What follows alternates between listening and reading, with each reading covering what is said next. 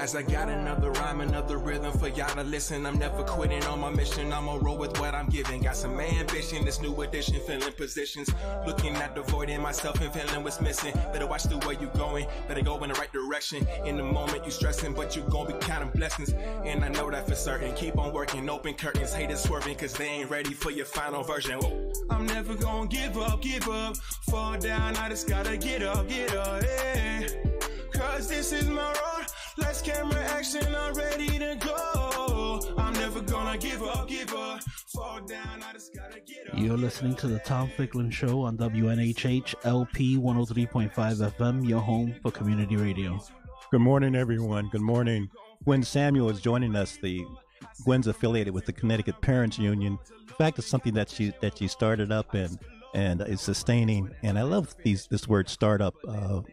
We know what innovation and creativity and being an entrepreneur means, but let's just break it down to the basic. Start something up, start it up, stir it up, make it happen. Today we're going to talk about how to make something happen, and some people might perceive this to be stirring something up or even creating a little turmoil. But we're going to talk about a legal case, Robinson versus Wenzel, and there's the court hearing, if you will take place in October.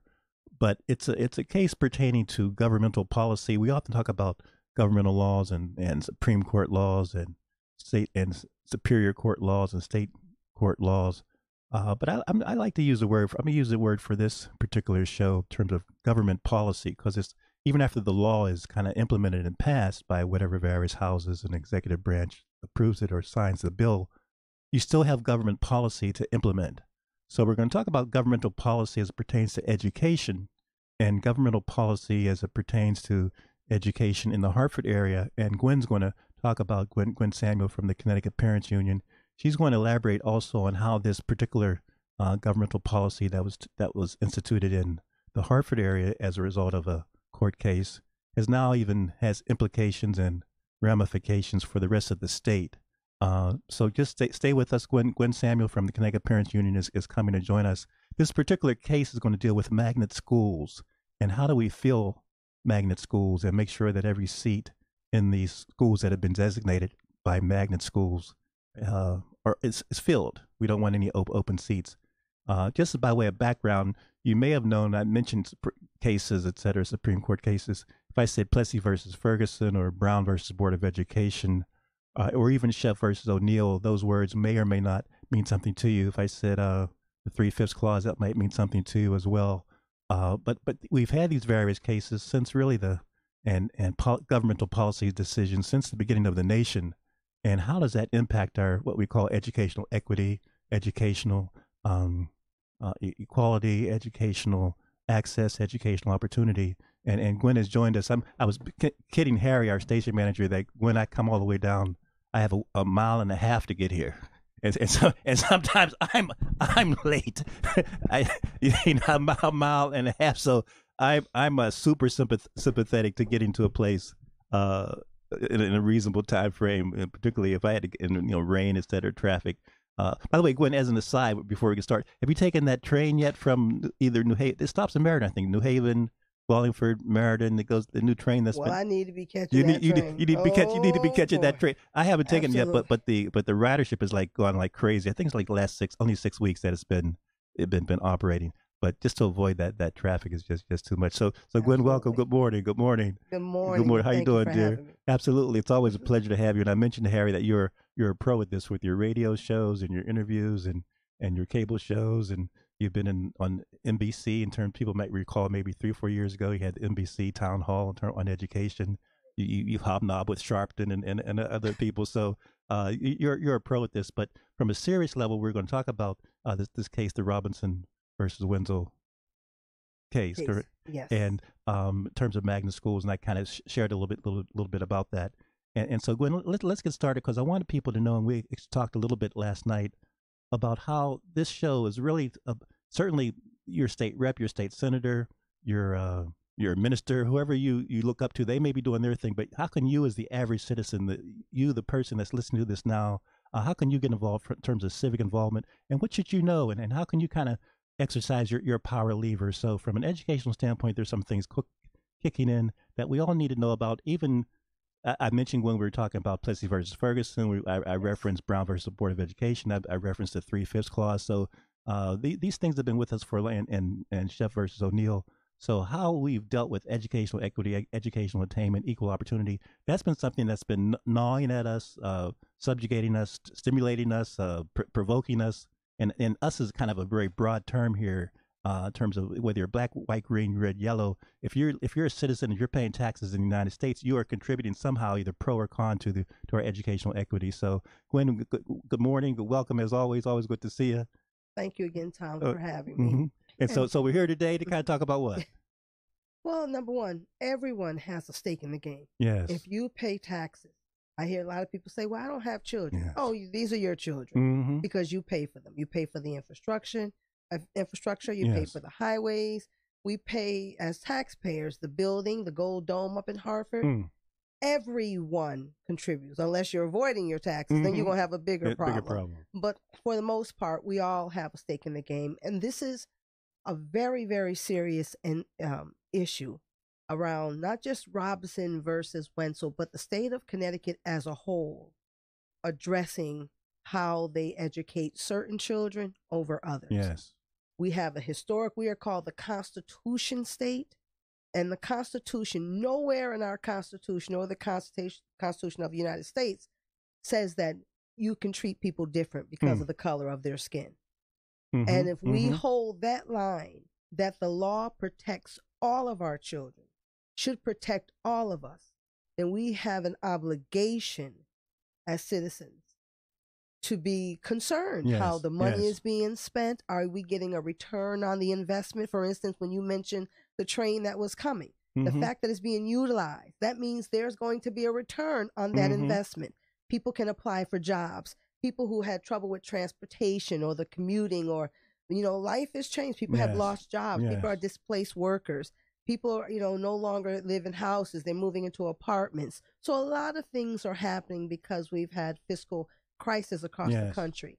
So, but when you're investing millions, Connecticut education is the largest line item. And with all of those billions of dollars, we cannot teach 26 letters of the alphabet.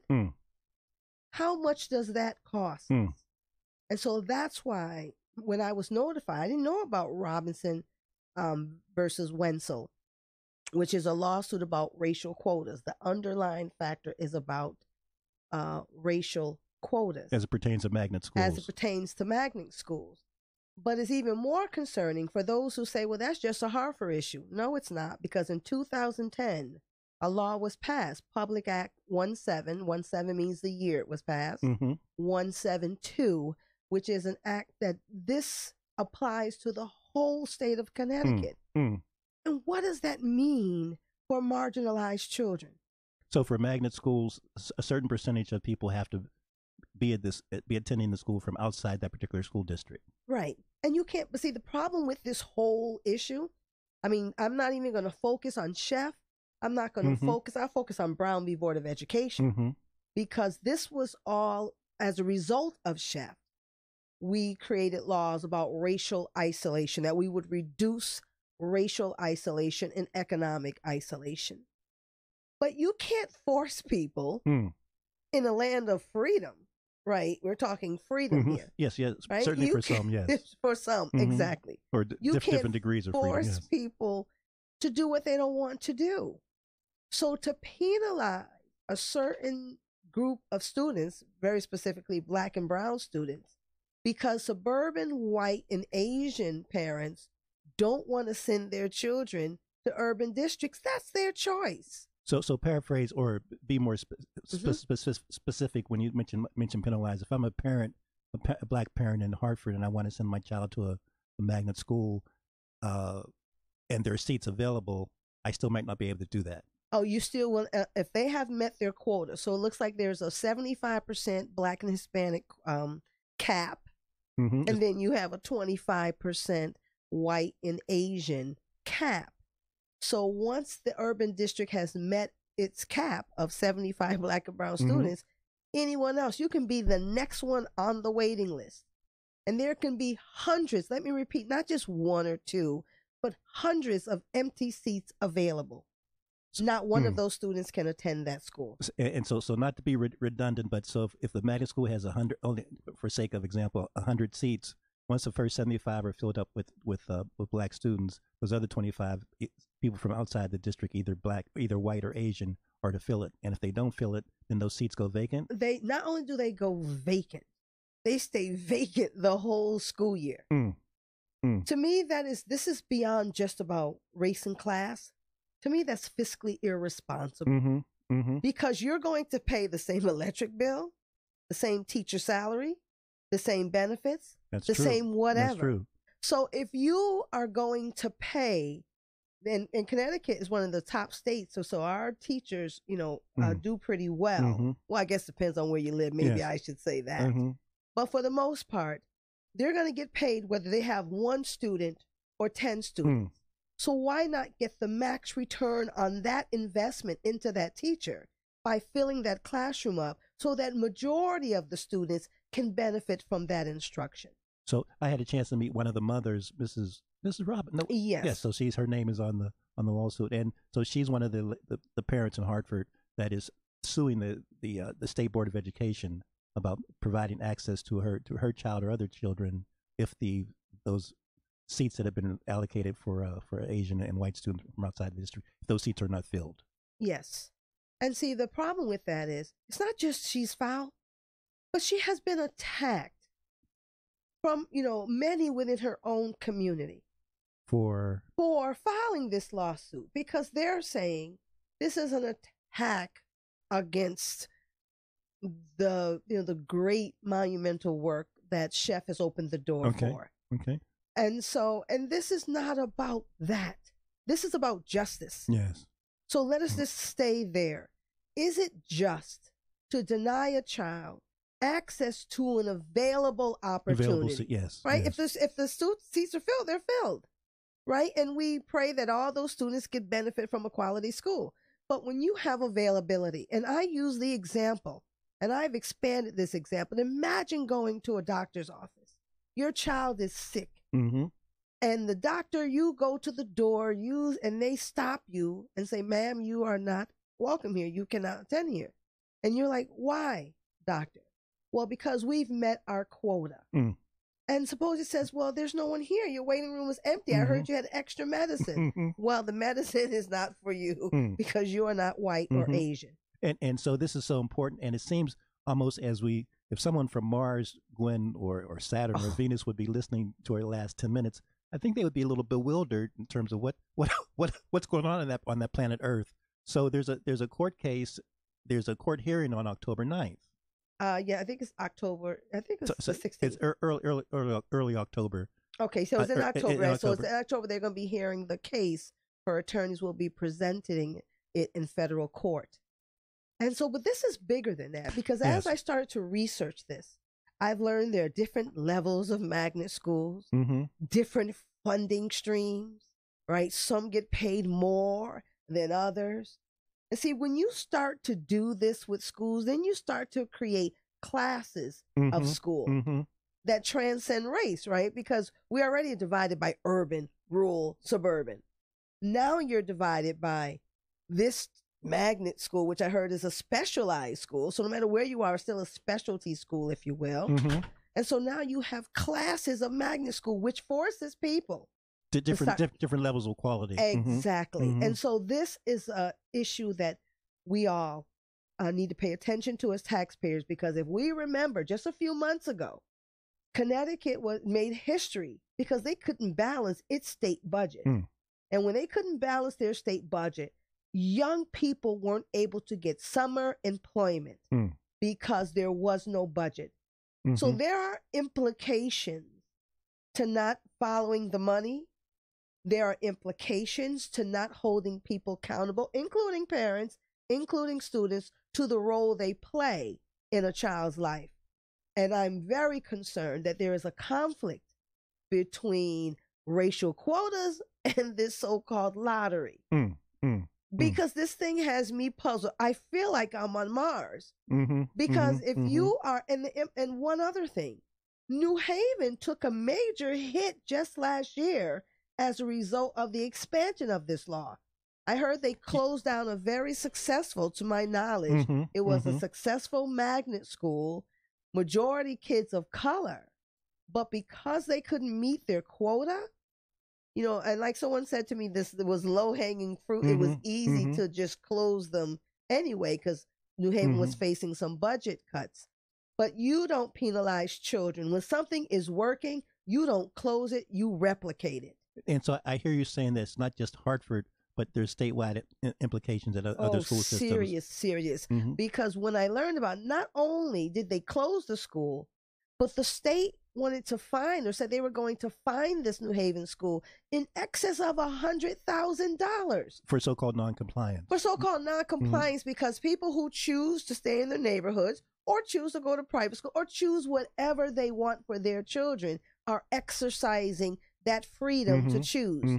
And you do not punish children, and you do not punish great schools and leaders for doing their job because someone else just chooses to do otherwise. Doesn't make suburban parents bad or good. Yes. They're exercising their choice, and I wish that Black and brown children had more of that freedom to exercise their choice to go where we want. But for some reason, when Connecticut catches a cold, Black and brown folk catch pneumonia. I'm laughing, but just to kind of take a moment of pause. And again, you're listening to the Tom Ficklin Show, and Gwen Samuels with us from the Connecticut Parents Union. It might be sounding a little complicated what we've chatted about before, but I'm trying to speak about it in very, very basic and simple terms. That, as Gwen mentioned with the doctor analogy, we have governmental policies and government practice and laws that have been enforced or not enforced really since the founding of the Republic in terms of who they affect and disparate treatment or unfair treatment. And this could be a situation where the unfair treatment might be so blatant, but also why can't we resolve it in terms of 2018? So Gwen, you would hope that what would be your ideal vision? So if there are vacant seats at a magnet school, what would be your ideal vision? Just to go ahead and just go work your way down the list. Right. So from a layman's perspective, someone that has no stake in the game, my child attends a traditional public school. So there should be, if I understand, chef is a court order. So, but that's Hartford. That's very specific to Hartford. So number one, we shouldn't be forcing the politics of Hartford onto the whole state of Connecticut. Every district has its own local politics. Yes. That's why they say politics is local.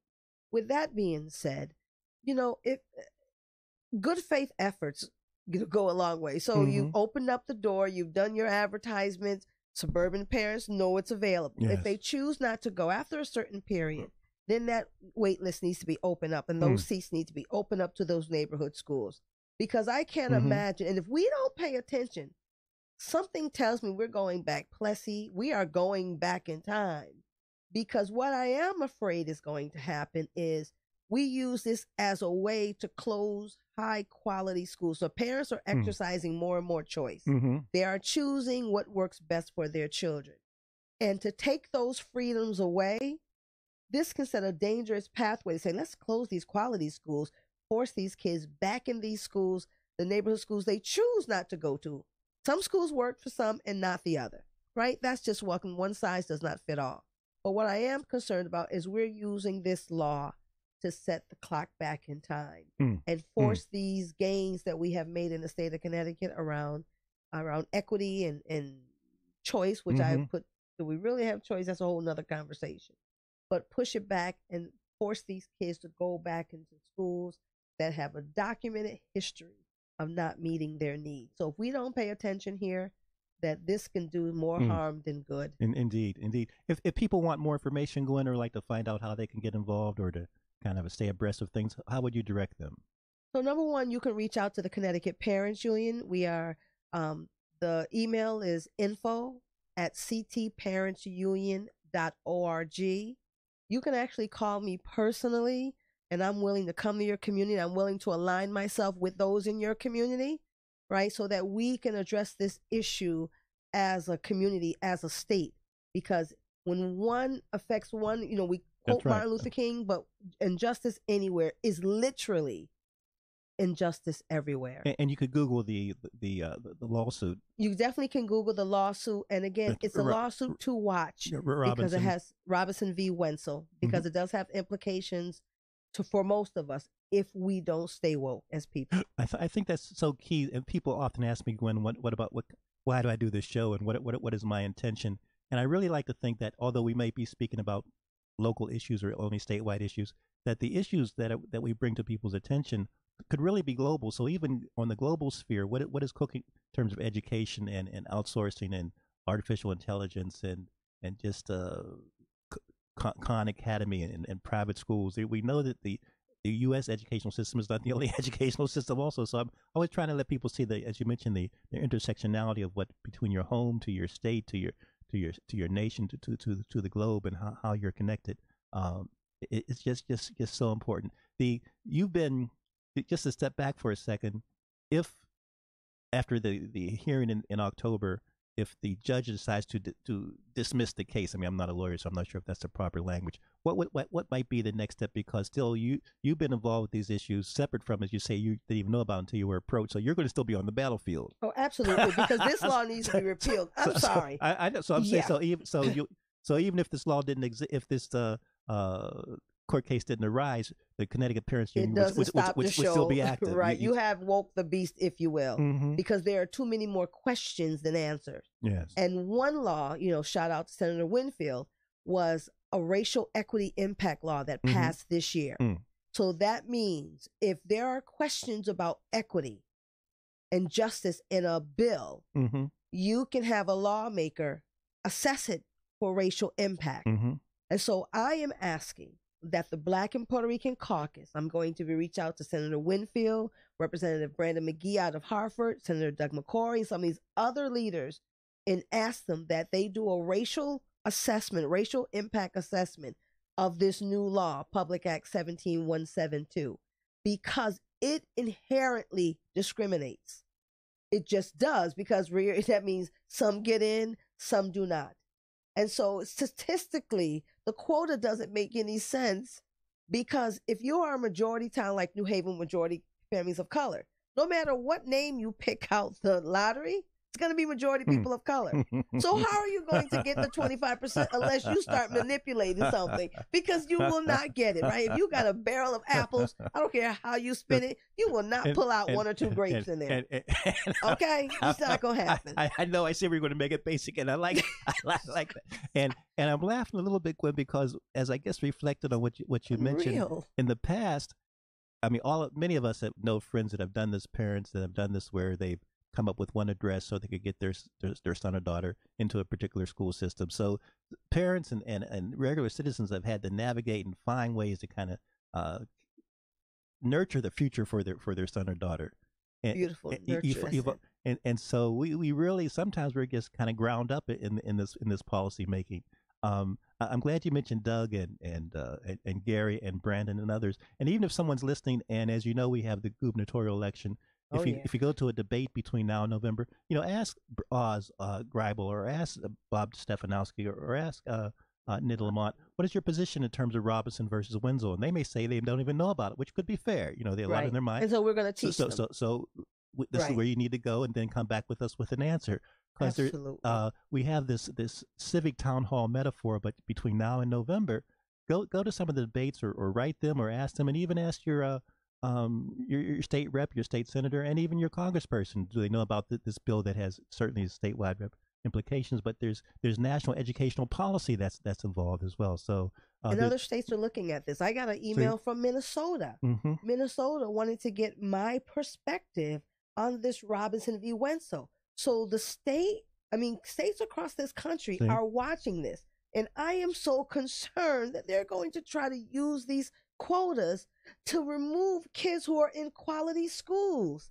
And this is some dangerous lens we're going down. And it's interesting. Certainly the word dangerous, and a precipice of kind of this despair, and I would say even mega content civil war. But even if we were talking about, we didn't have radio in 1818 or 1718, but it seems that our sojourn here in the United States, going back to 1619 and even before, it's been one of, if not struggle, but there's been issues that we've had to kind of try to resolve, and still just have fun and still just get married and still just smile and still just dare I say dance and sing and just praise whoever you want to praise. Well, some people are dancing. That's dancing because of our oppression, and so I'm trying to get folk not to be dancing on our babies. So indeed, this is something, and I just didn't see this, and people don't believe it when I tell people that we actually are denying Black and brown children. They started to bring up Brown v. Board of Education. There should be. We're the Constitution state. We're in 2018. We're one of the wealthiest states in the nation. We are not going to resort to discriminating because it's Black and brown children tomorrow. It'll be LGBTQ the next day. It'll be senior citizens thing. It'll be people with disabilities. It's a dangerous, dangerous slope to start condoning discrimination against race on any front.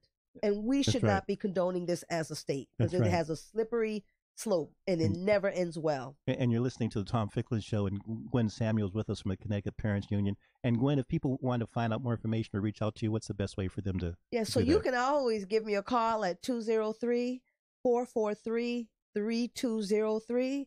Visit me on Facebook. I'm Gwen Samuel, or on Twitter, Real Talk Gwen S. Perfect.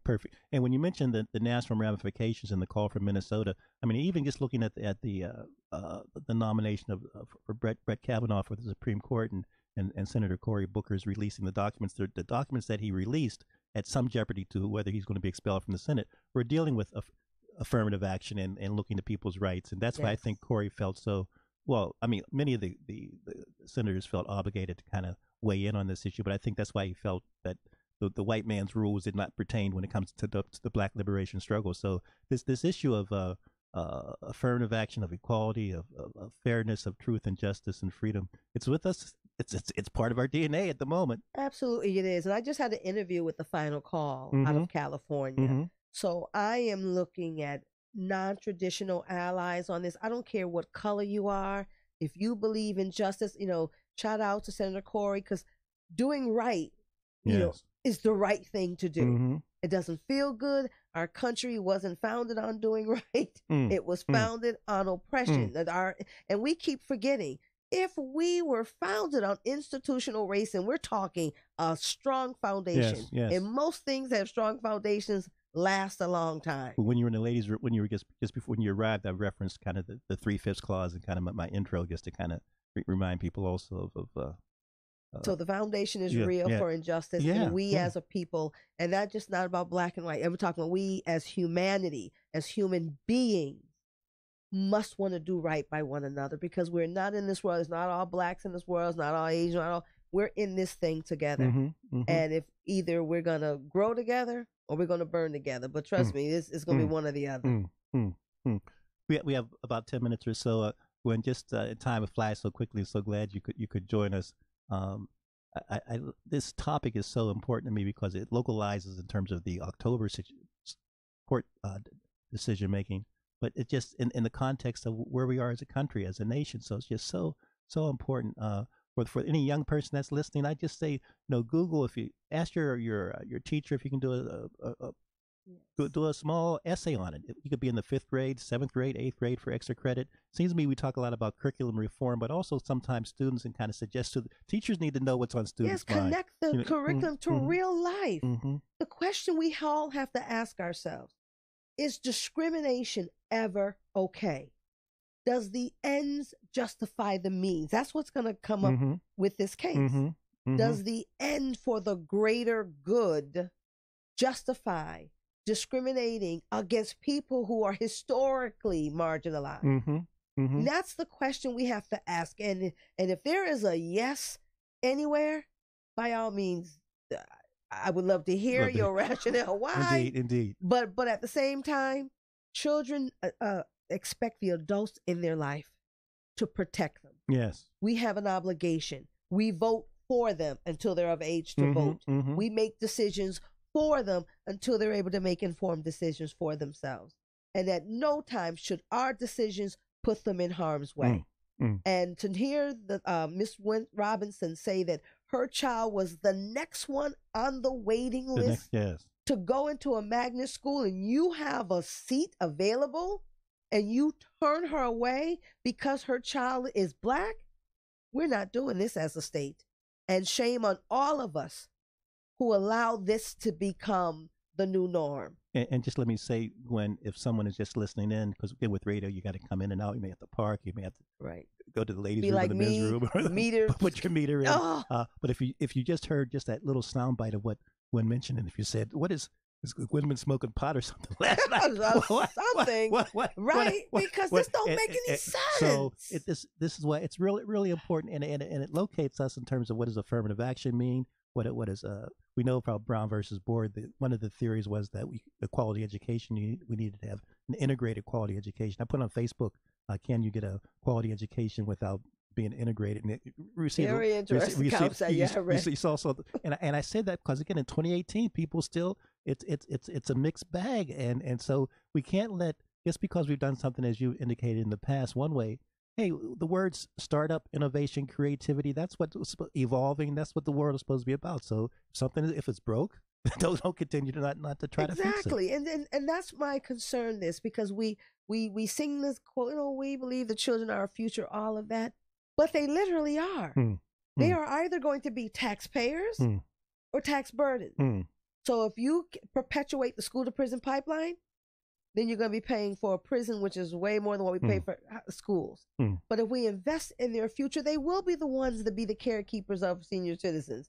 I have a self-interest because my knees are starting to creak, and I want to make sure that the young people see me as an ally. You can borrow one of my braces now that I have on. I got two. I can give you one. Yeah, so we have to invest. This is not a slogan.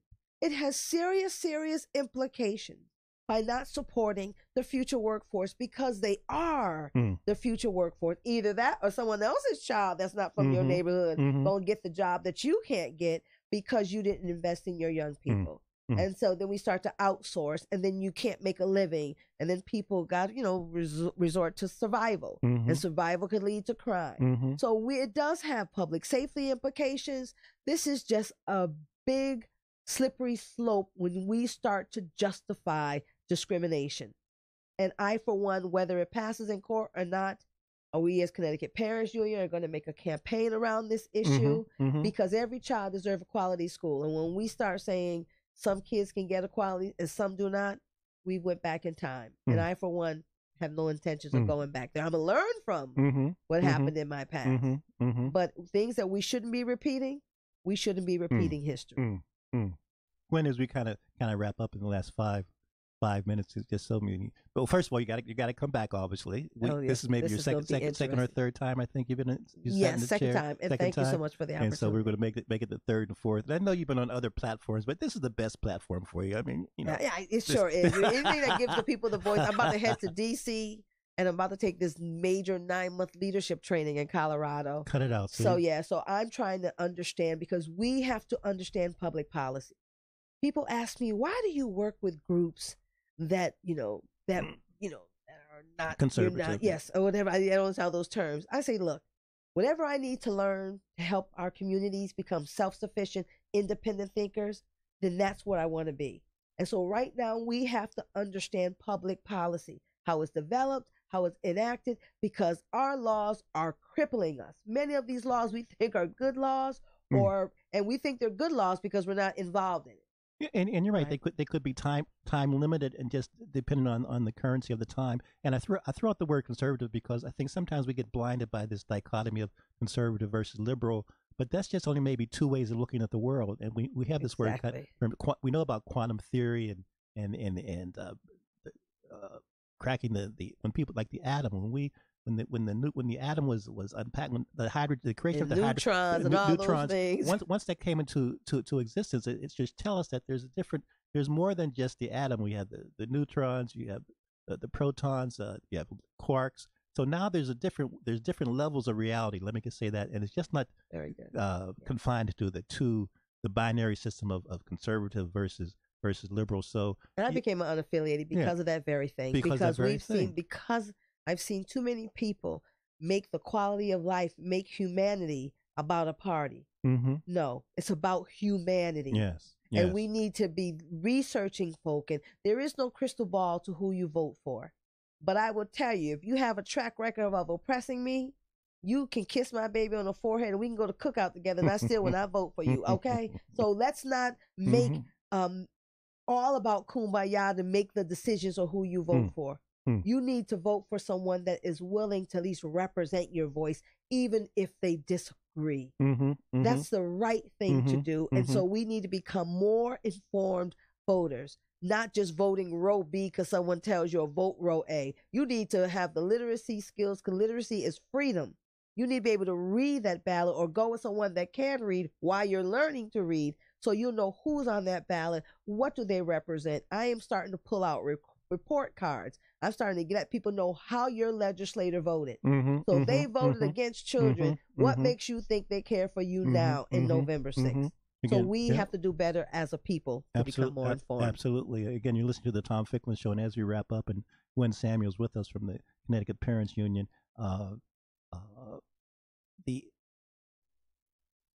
what's on my mind, Gwen, is you've 20 years, 15 years, you 30. I don't want to date you too much, but you've been on this. I actually only started this in 2010. It feels like about 30. Okay, I met my first event was 2010. But something was brewing in your. So what was the tipping point? Do you recall what kind of the spark? Because I'm going to hazard to say it in the public, and you can kind of publicly contradict me. Prior to 2010, these embers were burning in your soul, to use that metaphor, in my mind. Yeah, Gwen was Gwen before 2010. Right, but it was really just focused on like pedestrian safety, so there was about children, but not in this arena. And if I knew where God was going to bring me, I would say, Lord, can we just talk about it a little bit more? Yes. Because I didn't know people are willing to die to keep us oppressed. People are willing to sacrifice everything to discriminate.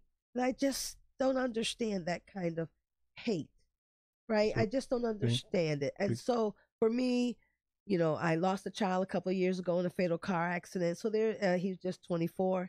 So there's just something in me that says either you're going to be for children or you're not. And I appreciate, so in around 2010, something there's a tipping point. Something happened, and you just thought it was a small thing you're going to work on, and it's blossomed. That was the arrest of parents. When I found out that people were arresting parents for choosing different zip codes to educate their children, that's when I knew that you will be willing to arrest us than to improve education. The lady in Bridgeport. So yes, the lady in Bridgeport, then in Ohio, Kelly Williams Ballard. So when I realized how far the status quo will go, to defend their position, at the expense of our freedoms. I knew you just can no longer, sitting on the sideline was just no longer an option. And I sincerely appreciate your sharing that, because we all can't be Gwen Samuels or Tom Ficklins or Harry's or Paul Bass's or have your own radio show or TV show or cable show. But there's something you can do in your neighborhood, even in your home. There's certainly somebody you can impact. So don't prejudge where your journey might lead you, is the point I'm trying to get to. Absolutely. And we all are in this together, because either you're going to, I tell folk, if you don't want to, be engaged, then don't hinder those who do. Right? There was a song back in the day, if you don't want to go, don't try and hinder me. That's all I can say. So let's wrap up a little bit, Gwen. Again, Gwen Samuels here from the Connecticut Parents Union, and we have the Robinson versus Wenzel case taking place in the first hearing in October. Will be more information about it, and people can find out, Gwen, by contacting you, by calling you. I definitely have a Google footprint. Like I said, I'm on Facebook, Gwen Samuel, Twitter, Real Talk Gwen Samuel. But what I will say is, children need us. One caring, committed adult can change the trajectory of a child. And so that matters. So we all have a role to play. And if not, at least listen to the children and refer them to someone that can. Yes. But silence is not an option. But let's lift up as we kind of wind down. When Mrs. Robinson, let's state her name. What her full name? What? I have to say her name. LaShawn Robinson is the lead plaintiff of Robinson versus Wenzel. For those who don't know, Diana Wenzel is the Commissioner of Education. And what we must say as we close this is that the State Department of Education has the ultimate statutory authority and responsibility to protect every single child in the state of Connecticut, regardless of color. So if we're going to call out anything, we need to call out those who are elected and appointed in that role in education, because they have a legal obligation to protect every child, and they're not doing that. And the State Board of Board of Education, the commissioners as well. So it's just not even.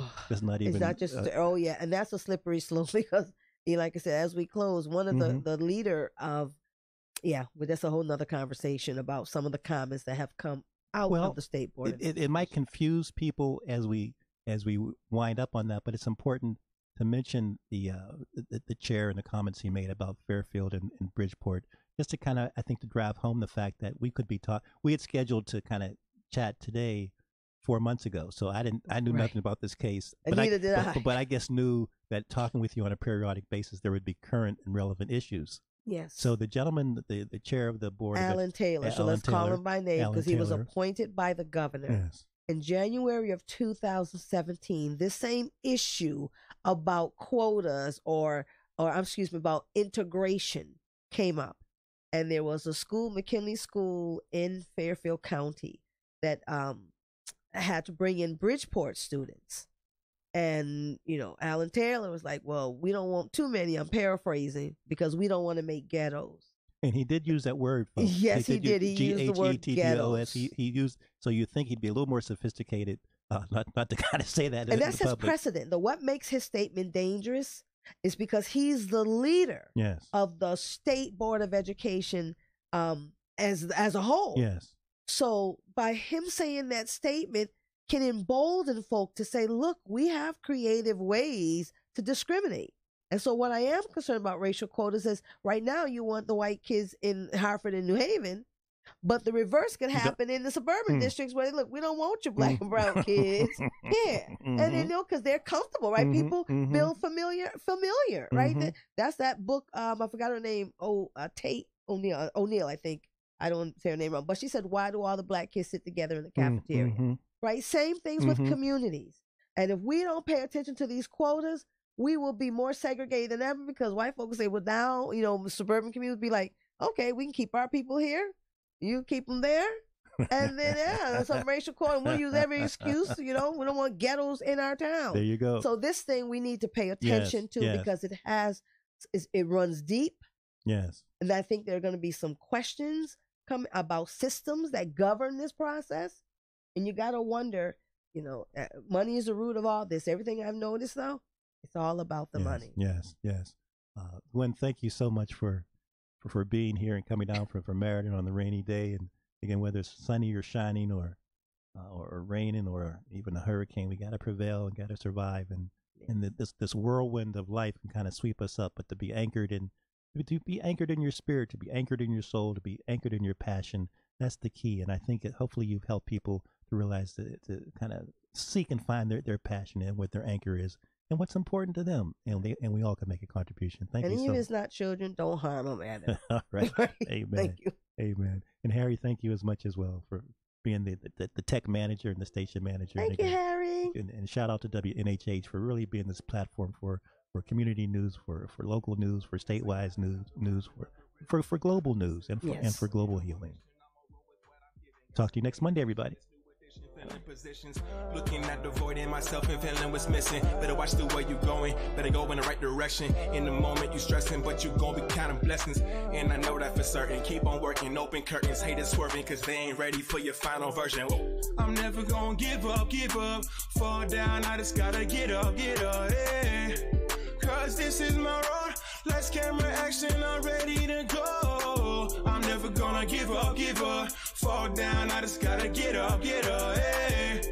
Yeah, this is my road, let's camera action, I'm ready to go. Way too long, we faced them storms, now you gon' face the dawn you waited for. I said from night to dawn, I right my wrongs alone. In competition with warnings, ice galore. Now I'm running toward them highlights, I'm finished being a quitter. But little by little, they joking, telling some riddles. Now I'm in my section, ain't willing to give up. Know you getting knocked down, but you gotta get up.